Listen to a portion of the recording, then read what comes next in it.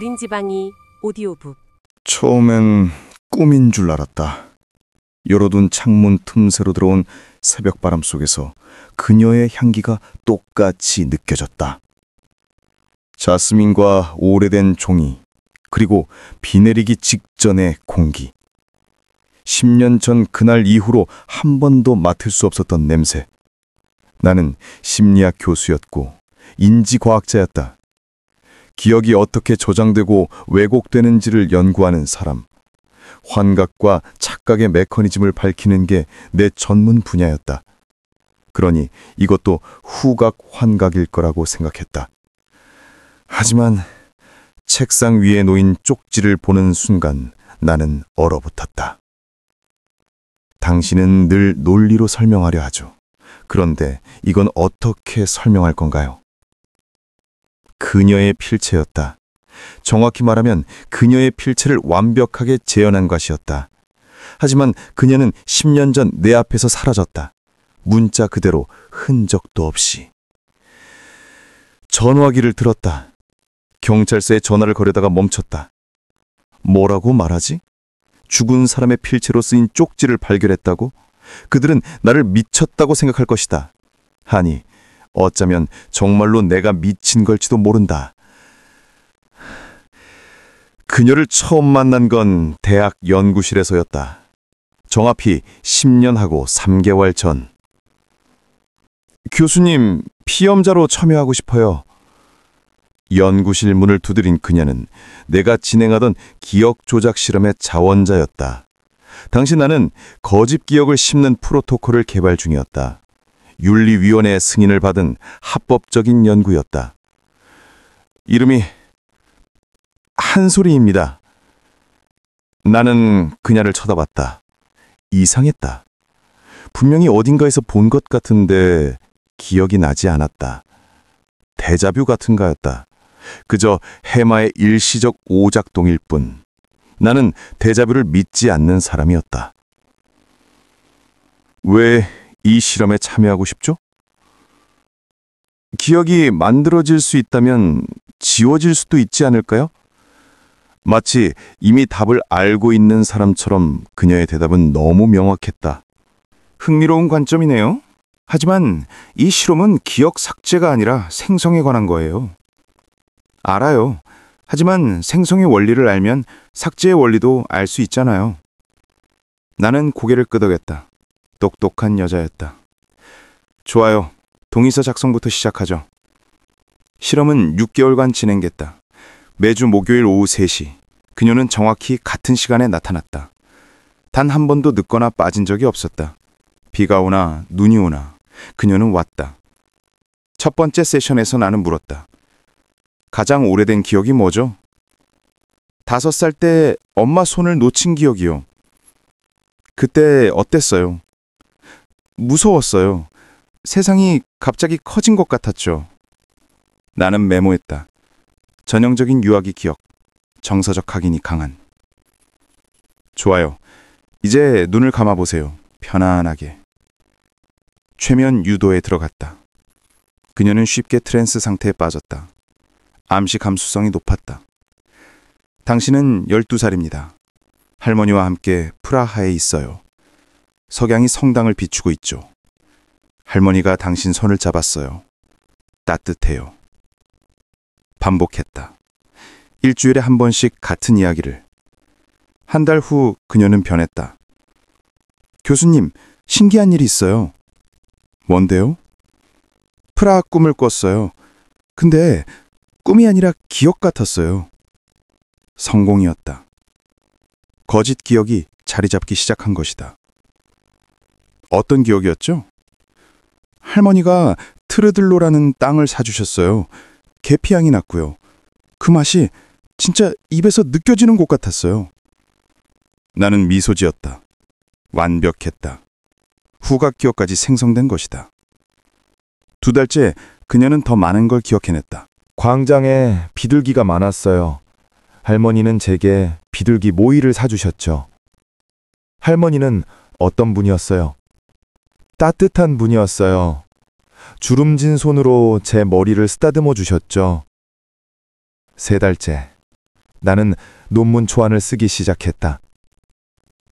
제목은 거짓 기억의 감각적 확장, 다감각 통합을 통한 비실제 경험의 실제화. 하지만 4달째 이상한 일이 벌어졌다. 교수님. 네? 이 실험 정말 기억 생성만을 위한 건가요? 무슨 뜻이죠?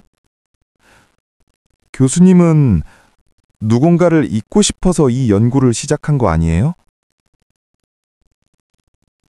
심장이 멎었다. 어떻게 그걸 알죠?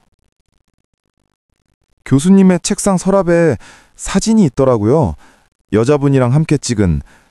근데 그 사진 반으로 찢어져 있었어요. 나는 아무 말도 할 수 없었다. 그녀가 계속했다. 그리고 교수님 연구실 책장에 꽂힌 책들 전부 기억 억제와 망각에 관한 거더라고요. 기억 생성책은 겨우 2권뿐이고요. 그건 괜찮아요. 말 안 하셔도 돼요. 다만 그녀는 나를 똑바로 쳐다봤다.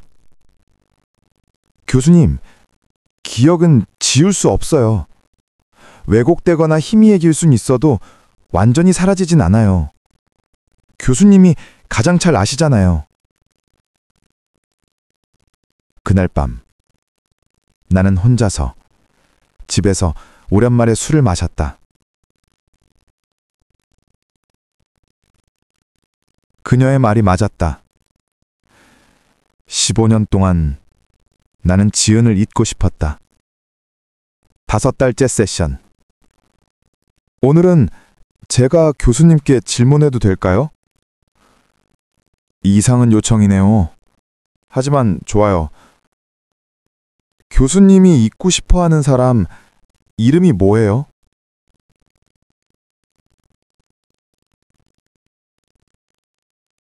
나는 한참을 말없이 앉아 있었다. 그리고 천천히 입을 열었다. 지은이요. 강지은. 처음이었다. 15년 만에 그 이름을 입 밖으로 꺼낸 게. 어떤 사람이었어요? 심리상담사였어요. 내 대학원 동기였죠. 사랑했어요? 예. 왜 헤어졌어요? 헤어진 게 아니에요. 그녀가 사라졌어요. 한솔이는 고개를 갸우뚱했다. 사라졌다니요? 말 그대로요. 어느 날 갑자기 흔적도 없이. 경찰은 가출이라고 했지만 나는 알아요. 지은은 그런 사람이 아니었어요. 그럼 뭐라고 생각하세요? 스스로를 지운 거예요. 사람이 자기 자신을 지울 수 있나요? 나는 쓴웃음을 지었다. 지은은 할 수 있는 사람이었어요. 그녀는 정체성 연구를 했거든요. 사회적 흔적을 최소화하고 기억에서 자신을 삭제하는 방법을. 일종의 심리적 증발이죠. 왜 그랬을까요? 나 때문이었어요. 목소리가 떨렸다. 난 당시 뇌과학 박사 과정이었고 그녀는 상담 심리를 했어요. 우린 자주 충돌했죠. 나는 인간을 신경망의 집합체로 봤고 그녀는 인간을 이야기의 집합체로 봤으니까요. 그래도 사랑했잖아요. 그래서 더 싸웠어요. 어느 날 내가 말했죠. 당신의 접근법은 비과학적이야. 상담은 플라시보 일꾼이야. 그녀는 울었어요. 처음 보는 모습이었죠. 한솔이는 조용히 들었다. 그날 밤 그녀가 문자를 보냈어요. 당신은 옳아요. 하지만 옳다고 해서 좋은 건 아니에요. 나는 당신에게 좋은 사람이 될 수 없을 것 같아요. 그게 마지막이었어요. 그 뒤로 찾았어요. 미친 듯이. 3년 동안. 하지만 아무 흔적도 없었어요. 은행 계좌도 SNS도 전화번호도 심지어 대학원 기록까지 희미해져 있었어요. 마치 처음부터 존재하지 않았던 사람처럼. 그래서 교수님은 기억 연구를 시작한 거군요. 맞아요. 만약 기억을 지울 수 있다면 나도 그녀를 지울 수 있을 거라고 생각했죠. 하지만 지울 수 없었어요. 네, 오히려 더 선명해졌어요. 연구하면 할수록, 기억의 작동 원리를 알면 알수록 그녀가 왜 사라졌는지 이해하게 됐어요. 그리고 그게 더 아팠어요. 한소리는 잠시 침묵했다가 말했다. 교수님, 혹시 지은 씨가 왜 사라졌는지 진짜 이유를 알고 싶으세요? 무슨 뜻이죠? 제가 아는 사람이 있어요. 지은 씨를 알 수도 있는 사람. 누구죠? 다음 주에 말씀드릴게요. 그 전에 확인해야 할 게 있어서요. 그날 이후 한소리는 달라졌다. 마치 역할이 바뀐 것처럼 이제는 그녀가 나를 관찰하고 질문하고 기억을 건드렸다. 6달째 마지막 세션. 교수님, 오늘이 마지막이에요. 벌써요? 우린 아직 데이터를 충분해요. 이미 교수님이 원하는 결론은 나왔잖아요. 거짓 기억은 만들어질 수 있다. 하지만 그녀는 잠시 멈췄다. 진짜 기억은 지워지지 않아요. 절대로. 한소리 씨, 당신 대체 약속한 거 알려드릴게요. 지은 씨에 대해서. 그녀는 가방에서 오래된 사진 한 장을 꺼냈다. 이거 교수님이 아니에요? 사진 속에는 내가 있었다. 20살 때의 나. 그리고 옆에 한소리가 있었다. 이게 언제 찍은 거죠? 나는 당신을 그때 만난 적이 2003년이에요. 교수님이 대학교 2학년 때. 불가능했다. 2003년에 나는 한소리를 몰랐다. 아니, 몰랐어야 했다. 농담이죠? 아니에요. 그리고 이것도 보세요. 또 다른 사진. 이번엔 한소리와 어린 소녀가 함께 있었다. 13살쯤 돼 보이는. 이 아이가 누군지 아세요? 나는 사진을 자세히 들여다보았다. 그리고 숨이 멎었다. 지은이요. 맞아요. 2003년의 지은이에요. 제가 구한 아이죠. 무슨 소리예요? 교통사고였어요. 저는 그 아이를 차에서 끌어냈어요. 그리고 대신 제가 사고를 당했죠. 나는 한소리의 왼쪽 팔을 봤다. 긴 소매로 가려져 있었지만 이제 보니 부자연스럽게 움직였다. 그날 이후로 저는 이상한 능력이 생겼어요. 아니, 저주라고 해야 할까요? 능력? 시간을 거슬러 올라가는 기억이요. 정확히는 아직 일어나지 않은 일을 기억하는. 나는 웃었다. 황당한 웃음이었다. 무슨 SF 영화도 아니고. 믿지 않으셔도 돼요. 하지만 교수님, 왜 제가 여기 왔는지는 알아야 해요. 왜 왔는데요? 지은 씨를 당신 기억 속에 남기기 위해서요. 그 말을 끝으로 한소리는 연구실을 나갔다. 그리고 다시는 돌아오지 않았다. 다음 주 한솔이는 나타나지 않았다. 나는 전화를 걸었다. 연결되지 않았다. 그 다음 주도 그 다음 주도. 불안이 커졌다. 나는 그녀의 주소를 찾아갔다. 동의서에 적힌 주소. 도착한 곳은 빈 공터였다. 건물은 없었다. 부동산에 물었다. 여기 원래 뭐 있었어요? 15년 전에 철거됐어요. 그전엔 낡은 주택이 있었다는데 왜요? 아니, 그냥. 돌아오는 길에 대학 행정실에 들렀다. 한솔이라는 학생 검색 가능한가요? 성함이 어떻게 되시죠? 한솔이. 타닥타닥 키보드 소리. 그리고 직원의 대답. 검색 결과가 없네요. 재학생 아니면 졸업생도 찾아봐 주세요. 찾아봤는데요. 없어요. 우리 학교에 그런 이름의 학생은 없었어요. 그럴 리가. 잠깐만요. 나는 휴대폰에서 동의서 사진을 꺼냈다. 분명히 스캔해뒀었다. 파일을 열었다. 하지만 화면에는 빈 동의서만 있었다. 서명란이 비어 있었다. 교수님? 아니에요. 제가 착각한 것 같네요. 연구실로 돌아왔다. 실험 기록을 뒤졌다. 6개월치 녹음 파일, 실험 노트, 피험자 관찰 일지. 녹음 파일을 재생했다. 쉬. 잡음만 들렸다. 6개월치 파일 전부. 실험 노트를 펼쳤다.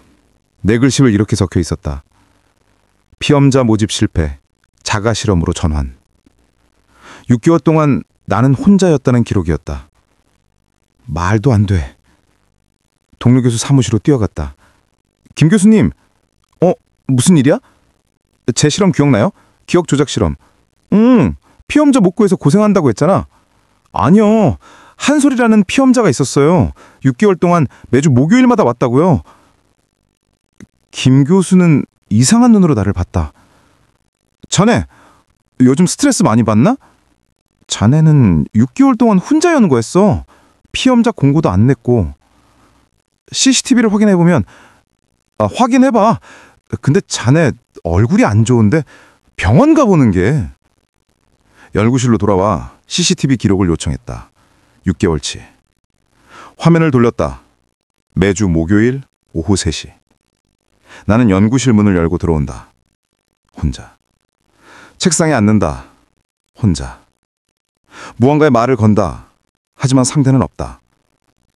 6개월 동안 나는 빈 의자를 보며 대화했다. 손이 떨렸다. 나는 미쳤던 건가? 정신과 상담을 받았다.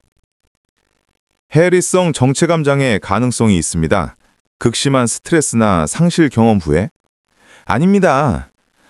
환자분, 부정은 증상의 일부일 수. 아니라니까요. 그녀는 실제로 존재했어요. 의사는 한숨을 쉬었다. 처방전 드릴게요. 항정신병 약물이에요. 환각 증상을 줄여줄 겁니다. 약은 버렸다.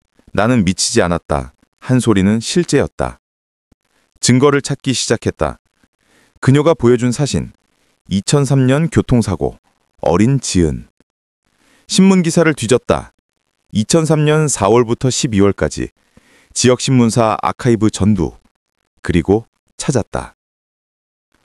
고속도로 추돌사고. 한 여성 중상. 초등학생 구한 20대 여성. 의식 불명. 기사 날짜. 2003년 11월 17일. 사진도 있었다. 흐릿했지만 구급차에 실려가는 여성의 모습. 한솔이었다. 그리고 그녀가 구한 아이의 사진. 13살의 강지은이었다. 그럼 진짜였어? 기사를 더 찾았다. 사고 이후 한솔이의 행적. 사고 피해자 한솔이 씨 6개월 만에 회복. 기적 같은 생존. 뇌 손상에서 깨어나. 하지만 그 이후 기록은 없었다. 마치 그녀가 세상에서 사라진 것처럼. 나는 사고가 난 지역으로 갔다. 작은 시골 마을이었다. 보건소를 찾았다. 2003년에 교통사고 당한 한솔이라는 분 기억하세요? 나이 든 간호사가 고개를 끄덕였다. 아, 그 언니. 어떻게 살았는지 모르겠어요. 뇌출혈에 척추 손상까지. 회복한 후에 어떻게 됐죠? 서울로 올라갔다고 들었어요. 대학 복학한다고. 근데요? 이상한 게 그 언니 태어날 때 하는 말이 나는 이제 시간을 거꾸로 기억한다고 하더라고요. 약 부작용인 줄 알았죠. 등골이 오싹해졌다. 그 언니 지금 어디 있는지 아세요? 글쎄요. 연락이 끊긴 지 오래됐어요. 마을 상담소도 찾아갔다. 오래되고 작은 건물이었다. 혹시 한솔이라는 분 여기서 일한 적 있나요? 소장이 놀란 표정을 지었다. 어떻게 하세요? 그분은 2003년부터 2015년까지 여기 계셨어요. 2015년? 네. 그때 갑자기 사라지셨어요. 편지 한 통 남기고. 편지요? 소장은 잠시 망설이다가 서랍에서 낡은 봉투를 꺼냈다. 이거 당신 앞으로 된 거예요. 봉투에는 내 이름이 적혀 있었다. 손이 떨렸다. 봉투를 뜯었다. 교수님, 이 편지를 읽고 있다면 당신은 이미 나를 찾아왔겠네요. 그리고 혼란스러워하고 있을 거예요. 내가 실제인지 환각인지.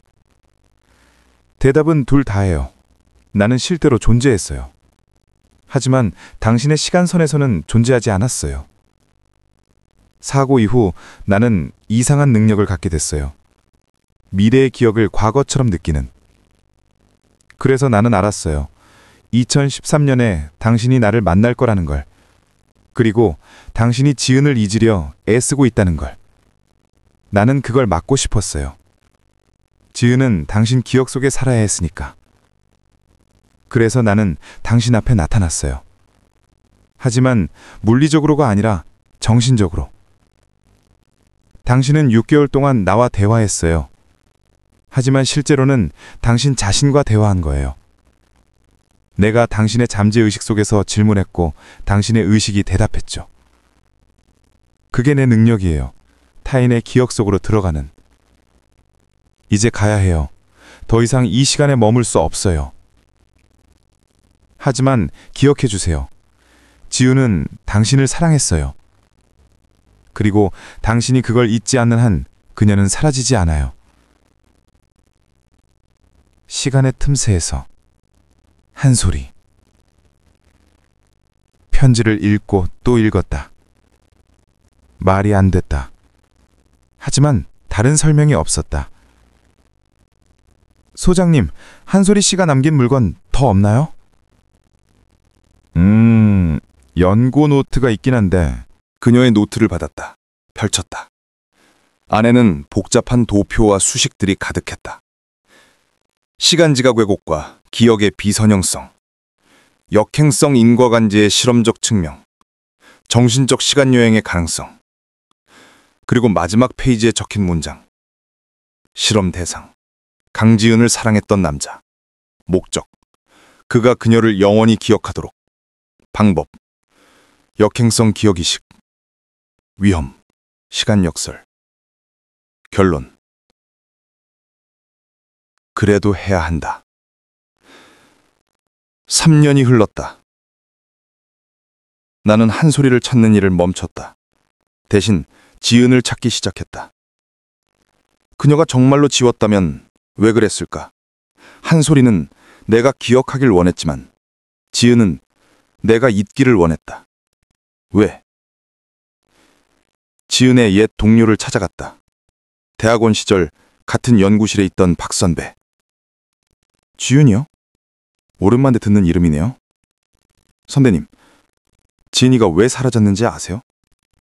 박 선배는 한참을 말없이 커피를 저었다. 진우 씨, 지은이가 떠나기 전날 저한테 전화했어요. 뭐라고 하던가요? 나는 진우 오빠의 짐이 되고 싶지 않아요. 오빠는 훌륭한 학자가 될 사람인데 내가 있으면 오빠의 앞길을 막을 것 같아요. 그렇게만 했어요. 무슨 소리예요? 지은이가 왜 내 앞길을? 몰랐어요? 지은이 당신 논문 심사 때문에 윤리위원회에 불려갔었어요. 예?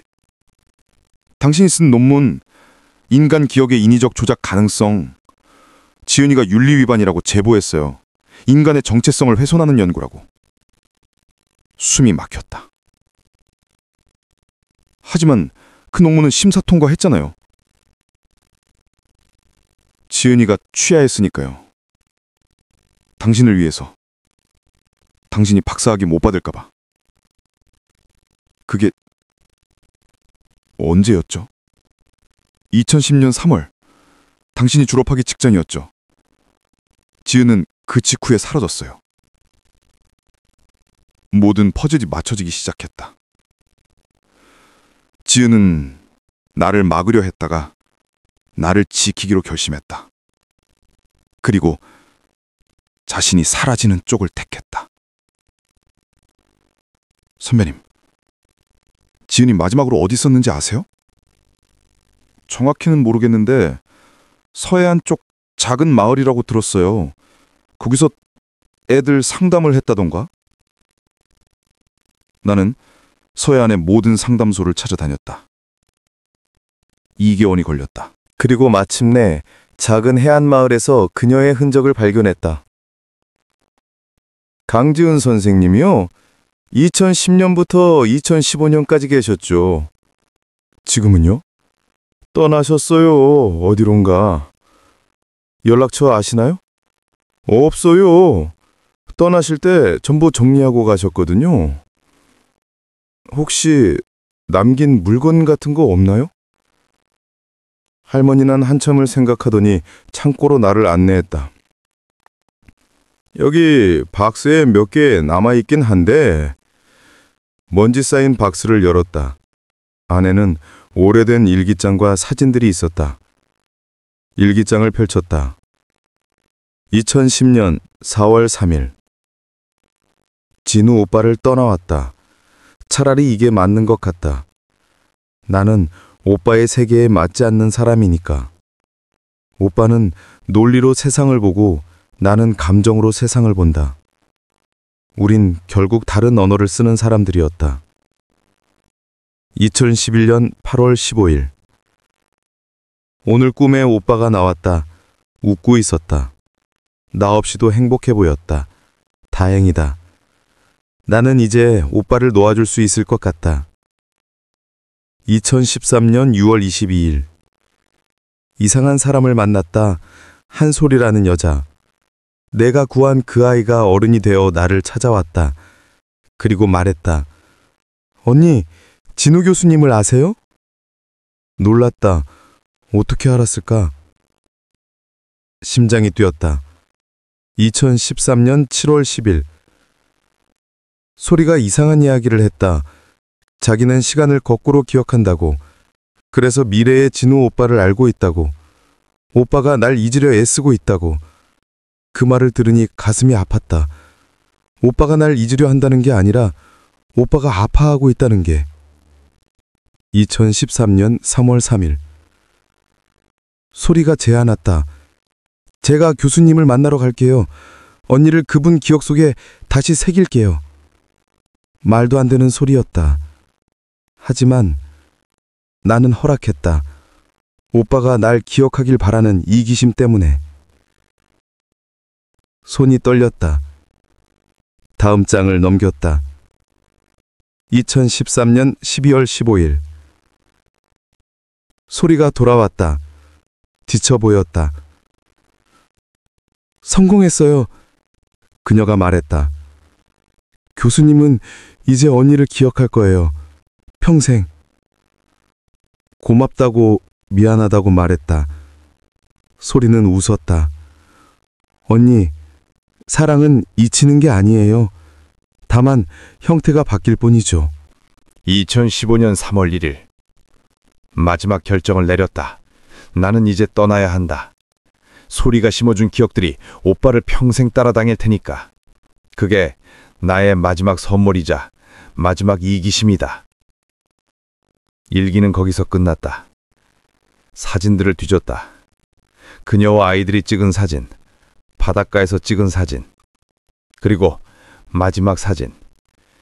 지은과 한솔이가 함께 찍은 사진이었다. 둘 다 웃고 있었다. 사진 뒷면에 글씨가 있었다. 2013년 12월 24일. 시간을 건너온 사람과 시간을 멈춘 사람의 만남. 지은. 나는 지은의 일기를 가지고 돌아왔다. 그리고 내 연구실에 빈 의자에 앉았다. 6개월 동안 나는 여기서 한솔이와 대화했다. 아니, 내 잠재의식과 대화했다. 녹음 파일은 모두 사라졌지만 나는 기억했다. 대화의 내용을. 메모지를 꺼내 하나하나 복원하기 시작했다. 첫 번째 세션. 나는 가장 오래된 기억이 뭐죠? 한솔이. 5살 때 엄마 손을 놓친 기억이요. 나. 그때 어땠어요? 한솔이. 무서웠어요. 새선이 갑자기 커진 것 같았죠. 이상했다. 지금 생각해보니 이건 내 기억이었다. 내가 5살 때 엄마 손을 놓쳤던.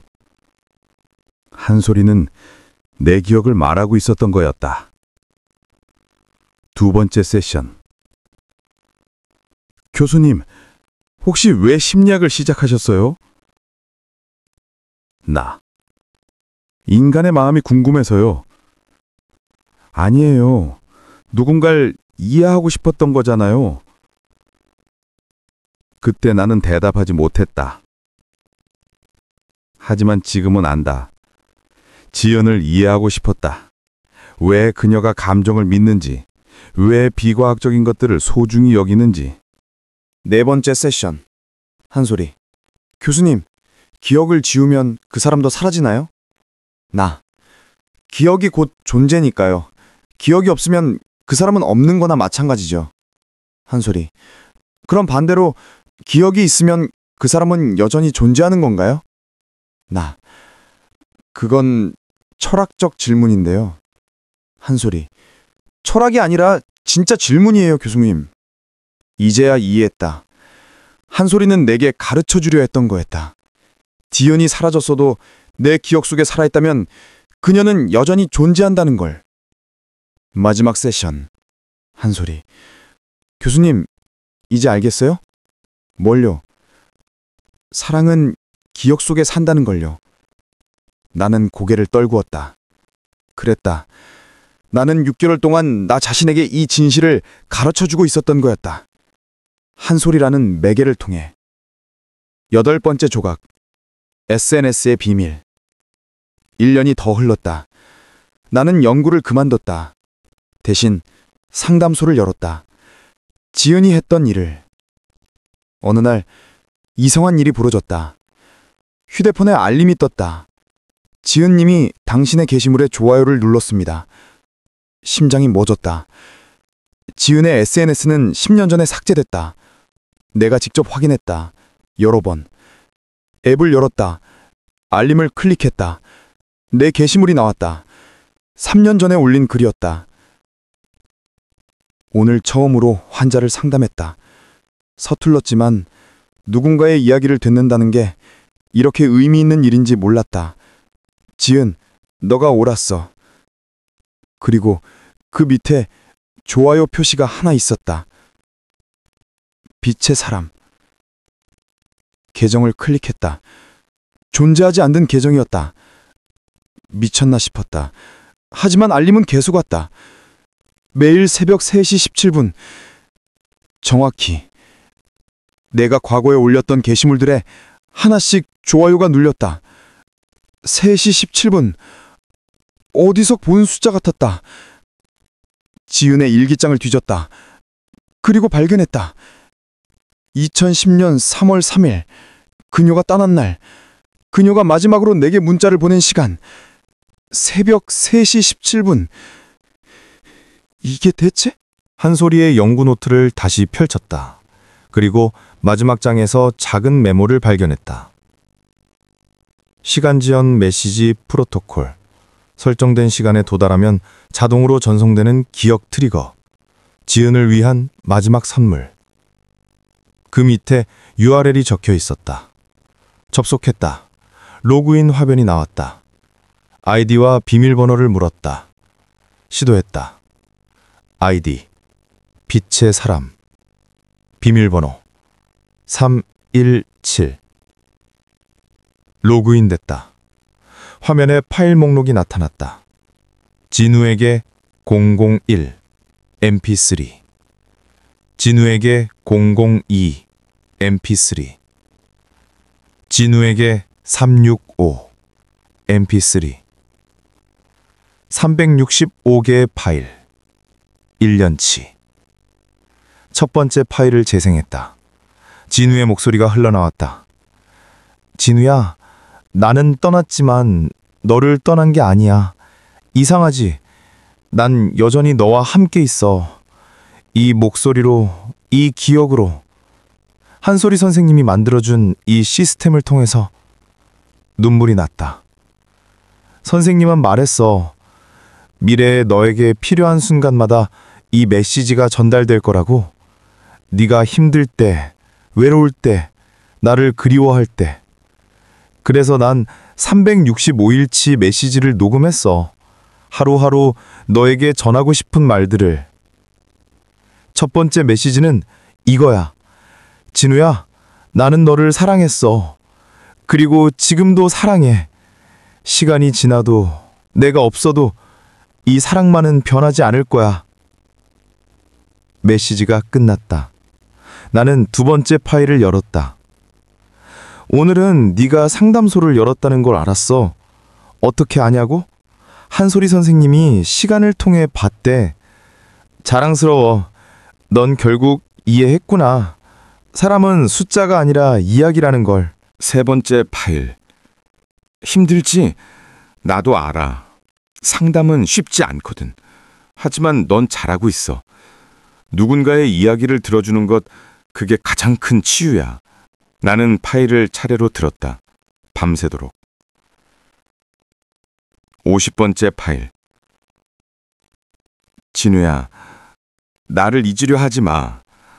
나는 내 기억 속에 살고 싶어. 그게 내가 존재했다는 유일한 증거니까. 100번째 파일. 한솔이 선생님이 말했어. 너와 내가 다시 만날 거라고. 다른 형태로. 기억이라는 형태로. 200번째 파일. 사랑한다는 말 생전에 많이 못해서 미안해. 지금이라도 말할게. 사랑해, 진우야. 너무너무 사랑해.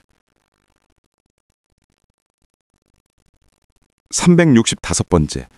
마지막 파일. 이제 마지막이야. 1년치 메시지를 전부 들었구나. 진우야, 이제 나를 놓아주어는 돼. 아니, 놓아주는 게 아니라 함께 가는 거야. 이제 나는 네 안에 있어. 네가 상담할 때, 누군가를 위로할 때 나는 거기 있을 거야. 그리고 기억해. 한솔이 선생님도 나도 우린 모두 너를 사랑했어. 서로 다른 방식으로. 서로 다른 시간에서. 하지만 그 사랑은 모두 진짜였어. 안녕, 진우야. 안녕이지만 영원히 함께야. 메시지가 끝났다. 다음 날 아침 나는 한솔이가 일하던 마을로 다시 갔다. 상담소 소장을 만났다. 한솔이 씨에 대해 더 알고 싶어요. 그녀가 정확히 뭘 했는지. 소장은 오래된 파일을 꺼냈다. 한솔이 선생님은 특별한 분이었어요. 사고 이후 뇌가 바뀌었대요. 시간 지각이 비선형적으로 됐다고. 그게 무슨 뜻이죠?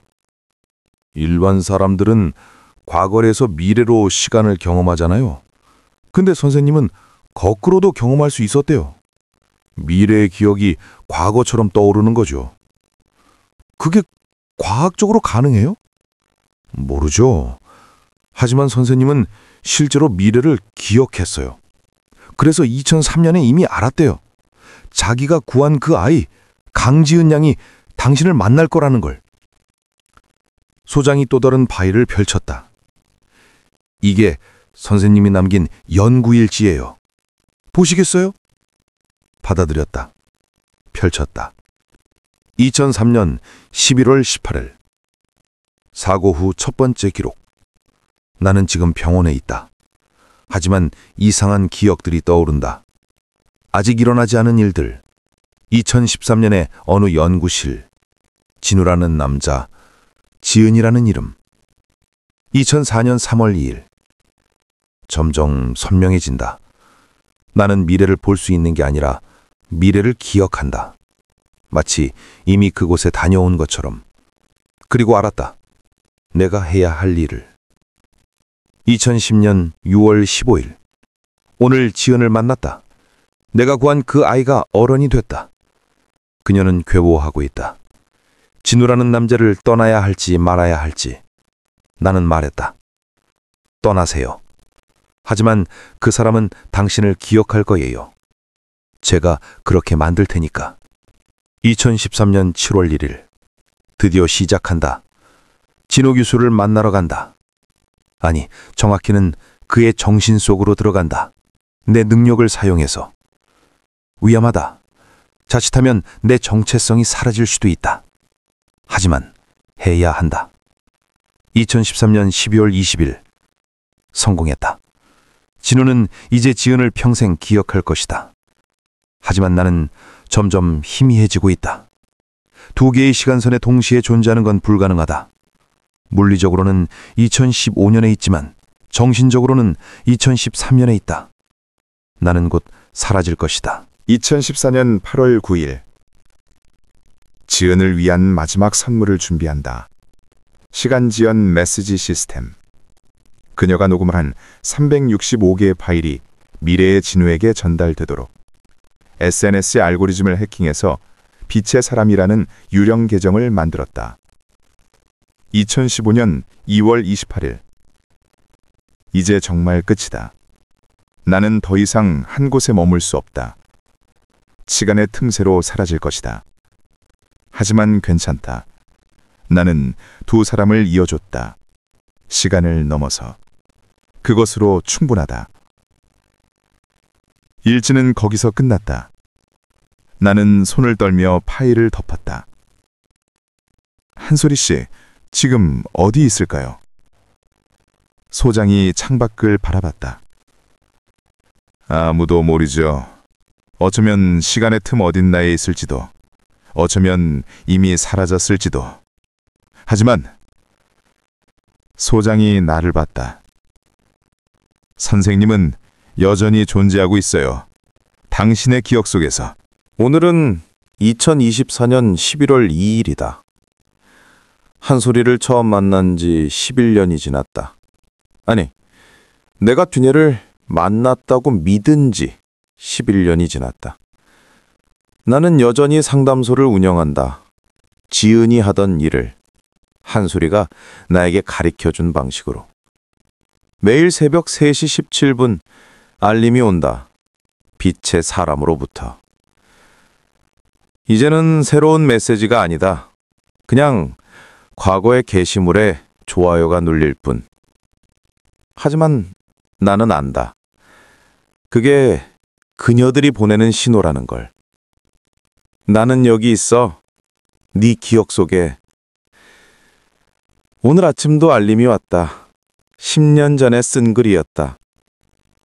사랑은 무엇으로 증명되는가? 존재로? 아니면 기억으로? 그때 나는 답을 몰랐다. 하지만 지금은 안다. 사랑은 기억으로 증명된다. 존재는 사라질 수 있지만 기억은 영원하니까. 상담소 문을 열었다. 첫 번째 내담자가 들어왔다. 힘든 일이 있어서요. 소중한 사람을 잃었어요. 나는 고개를 끄덕였다. 이야기해 보세요. 그 사람에 대해서. 근데 이야기하면 더 아플 것 같아서요. 아니에요. 이야기하는 게 그 사람을 살리는 거예요. 기억 속에서. 내담자는 천천히 이야기를 시작했다. 나는 들었다. 지은이 했던 것처럼. 한 소리가 내게 가르쳐 준 것처럼. 상담이 끝나고 나는 창밖을 봤다. 바람이 불어왔다. 자스민과 오래된 종이, 그리고 비 내리기 직전의 공기. 이제는 안다. 그건 환상이 아니다. 그건 시간이 남긴 흔적이다. 두 여자가 내 인생에 남긴 증명이다. 책상 서랍을 열었다. 두 개의 쪽지가 있다. 하나는 한 소리가 남긴 것. 당신은 늘 논리로 설명하려 하죠. 그런데 이건 어떻게 설명할 건가요? 다른 하나는 지은이 남긴 것. 내가 10년 전에 발견한 그녀의 마지막 편지. 진우야, 나는 당신의 논리가 틀렸다고 말한 게 아니야. 다만 세상에는 논리로 설명할 수 없는 것들도 있다고 말하고 싶었을 뿐이야. 사랑처럼. 나는 이제 답을 안다. 한 소리는 실제로 존재했는가? 그렇다. 하지만 물리적 세계가 아니라 의식의 세계에서. 지은은 정말 사라졌는가? 아니다. 그녀는 내 안에 살아있다. 그들은 모두 미스테리였다. 설명할 수 없는. 하지만 그렇기에 더 진실했다. 왜냐하면 진짜 사랑은 증명할 필요가 없으니까. 그저 느끼면 되니까. 그리고 기억하면 되니까. 휴대폰이 울렸다. 새벽 3시 17분. 알림을 열었다. 빛의 사람님이 당신의 글 존재의 증명에 좋아요를 눌렀습니다. 나는 미소 지었다. 휴대폰을 내려놓고 빈 의자를 쳐다봤다. 그리고 속삭였다. 한소리 씨, 지은아, 고마워. 너희가 내게 가르쳐준 것들. 사랑은 망각이 아니라 서로를 서사 속에 남기는 일이라는 걸. 빈 의자에서 바람이 불어왔다. 아니, 바람이 아니었다. 누군가의 목소리 같았다. 이제 알겠어요, 교수님? 한소리의 목소리. 진우야, 넌 결국 이해했구나. 지은의 목소리. 나는 눈을 감았다. 그리고 대답했다. 응, 이제 알아. 너희는 사라진 게 아니야. 다만 형태가 바뀐 거지. 물질에서 기억으로. 창문을 열었다. 밤바람이 들어왔다. 그 속에서 두 여자의 웃음소리가 들리는 것 같았다. 2027년 봄. 나는 책을 출간했다. 제목은 시간의 틈새에서 사라진 사람들에 관한 기록. 출판사 편집자가 물었다. 교수님, 이 책 논픽션인가요? 픽션인가요? 나는 웃었다. 둘 다이자 둘 다 아니에요. 그게 무슨... 실제로 일어난 일이에요. 하지만 증명할 수는 없죠. 그게 중요한가요? 편집자는 고개를 갸우뚱했다. 독자들이 궁금해할 것 같아서요. 한솔이라는 사람 정말 존재했나요? 당신은 어떻게 생각하세요? 저는 잘 모르겠어요. 너무 비현실적이잖아요. 시간을 거슬러 다니는 사람이라니. 비현실적이라고 거짓은 아니에요. 양자역학도 비현실적이지만 진실이잖아요. 그렇긴 한데 나는 창밖을 봤다. 봄바람이 벚꽃을 흩날리고 있었다. 편집자님, 제가 질문 하나 할게요. 당신이 사랑했던 사람 지금 어디 있어요? 헤어졌어요. 5년 전에. 그 사람 지금도 존재하나요? 편집자는 잠시 망설이다가 대답했다. 존재하죠. 제 아내. 그럼 됐어요. 그게 답이에요. 책은 베스트셀러가 됐다. 독자들의 반응은 갈렸다. 어떤 사람들은 말했다. 이건 소설야. 심리학자가 쓴 판타지. 어떤 사람들은 말했다. 이건 진짜야. 나도 비슷한 경험이 있어. 하지만 가장 많은 반응은 이거였다. 진짜든 가짜든 상관없어. 이 이야기는 내 안에 무언가를 건드렸어. 책 출간 3개월 후 한 통의 편지가 왔다. 발신인 이름이 없었다. 주소도 없었다. 봉투를 열었다. 안에는 사진 한 장과 쪽지가 있었다. 사진 속에는 세 사람이 있었다. 나, 한솔이, 그리고 지은. 우리 셋이 함께 웃고 있었다. 하지만 이 사진은 찍힌 적이 없었다. 우리 셋은 한 번도 같은 시간, 같은 공간에 있었던 적이 없었다. 쪽지에는 이렇게 적혀 있었다. 시간은 선형이 아니에요. 우리는 항상 함께였어요. 다만 당신이 그걸 인식하지 못했을 뿐. 이제 책을 냈으니 당신도 우리와 같은 존재가 됐어요. 시간의 틈새에 사는 사람. 당신을 기억하는 모든 사람들로부터. 나는 사진을 오래 들여다봤다. 그리고 액자에 넣어 상담소 벽에 걸었다. 내담자들이 물었다. 이분들은 누구세요? 제 스승들이요. 지금도 연락하세요? 나는 웃었다. 매일요. 다만 다른 방식으로. 무슨 뜻이에요? 제가 누군가의 이야기를 들을 때마다 그분들이 저를 통해 말하거든요. 독자에게. 당신은 이 이야기를 읽으며 궁금했을 것이다. 한솔이는 실제로 존재했는가? 지은은 정말 스스로를 지웠는가? 시간 여행은 가능한가?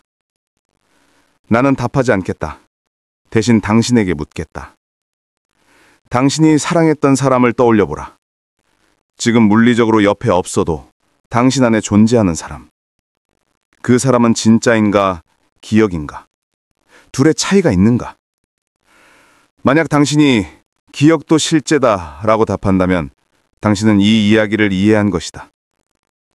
한솔이는 시간의 틈새에 존재하는 사람이었다.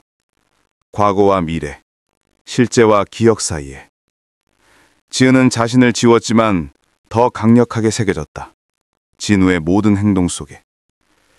그리고 나, 이 이야기를 쓴 사람은 누구인가? 나는 진우인가? 아니면 진우를 관찰하는 또 다른 한솔이인가? 답은 당신이 정하는 것이다. 왜냐하면 독자인 당신도 이제 이 이야기의 일부이니까. 당신이 이 글을 읽는 순간 한솔이와 지은은 당신의 의식 속에 들어왔다. 그들은 이제 당신의 기억이 됐다. 그렇다면 그들은 당신에게 실제하는 것이다. 2027년 11월 2일. 오늘은 한솔이를 처음 만난 지 정확히 14년째 되는 날이다. 상담소 문을 닫고 나는 오래된 연구실로 갔다. 14년 전 내가 그녀와 대화했던 그 빈 의자. 의자에 앉았다. 눈을 감았다. 그리고 속삭였다. 한솔이 씨, 지은아, 질문이 있어. 바람이 불었다. 물어보세요, 교수님. 한솔이의 목소리. 너희는 정말 존재했어? 교수님은 어떻게 생각하세요? 존재했어. 하지만 내가 아는 방식은 아니었지. 맞아요. 우린 존재했어요. 다만 다른 차원에서. 미래에서 과거를 기억하는 차원? 그것도 맞고 틀려요. 정확히는 가능성의 차원이에요. 무슨 뜻이야? 지은의 목소리가 들렸다. 진우야, 사람은 2번 죽는데 한 번은 육체가 멈출 때, 또 한 번은 아무도 기억하지 않을 때. 그럼 너희는 아직 죽지 않은 거네? 맞아. 넌 우릴 기억하니까. 그럼 나는? 한솔이가 대답했다. 교수님도 마찬가지예요. 교수님이 쓴 책을 읽은 사람들이 교수님을 기억하는 한 교수님도 영원히 존재해요. 그게 너가 원했던 거야? 날 영원히 존재하게 만드는 것? 아니에요. 교수님이 지은을 영원히 존재하게 만드는 것, 그게 제 목적이었어요. 그리고 넌? 저요? 저는 그냥 메신저였어요. 시간과 시간 사이에. 나는 눈을 떴다. 빈 의자를 봤다. 여전히 비어 있었다. 하지만 이자는 안다. 비어 있는 게 아니라 가득 차 있다는 걸. 보이지 않는 존재들로. 책상 서랍에선 마지막 남은 쪽지를 꺼냈다. 14년 전 한솔이가 처음 남긴 그 쪽지. 당신은 늘 논리로 설명하려 하죠. 그런데 이건 어떻게 설명할 건가요? 나는 그 뒷면에 답을 적었다. 설명할 수 없어요. 하지만 그래서 더 진실이에요. 사랑처럼, 기억처럼, 당신들처럼. 쪽지를 다시 서랍에 넣었다. 상담소로 돌아오는 길 휴대폰이 울렸다. 새벽 3시 17분. 빛의 사람님이 당신의 최근 게시물에 좋아요를 눌렀습니다. 게시물을 확인했다. 오늘 아침에 쓴 글이었다. 사랑하는 사람들에게, 당신들이 어디에 있든 어떤 형태로 존재하든 나는 당신들을 기억합니다. 그리고 그것만으로 충분합니다. 댓글이 하나 달려 있었다. 빛의 사람. 우리도 당신을 기억해요. 영원히. 댓글을 쓴 시간 2027년 11월 2일 오전 3시 17분. 하지만 내 게시물을 올린 시간은 오전 8시였다. 불가능한 일이었다. 게시물이 올라오기 5시간 전에 댓글이 달렸다. 나는 웃었다. 역시 너희답네. 휴대폰을 주머니에 넣고 하늘을 올려다봤다. 별이 보였다. 새벽 하늘에. 그중 가장 밝은 별 2개가 나란히 빛나고 있었다. 나는 속삭였다. 잘자 한솔이, 잘자 지은. 그리고 고마워. 내 인생이 미스터리가 되도록 만들어줘서. 바람이 불었다. 자스민과 오래된 종이, 그리고 비 내리기 직전의 공기. 이제는 확신한다. 그건 환각이 아니다. 그건 존재의 증명이다. 사랑했던 사람들이 시간을 넘어 보내는 신호.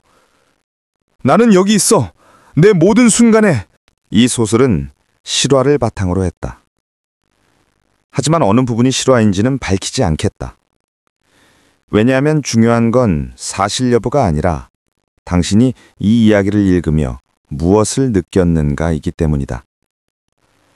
만약 당신이 떠나보낸 사람이 있다면 그 사람을 떠올리며 이 글을 다시 읽어보라. 그러면 그 사람이 다른 형태로 여전히 당신 곁에 있다는 것을 당신은 알게 될 것이다. 그리고 그것이 바로 사랑의 가장 미스터리한 본질이다.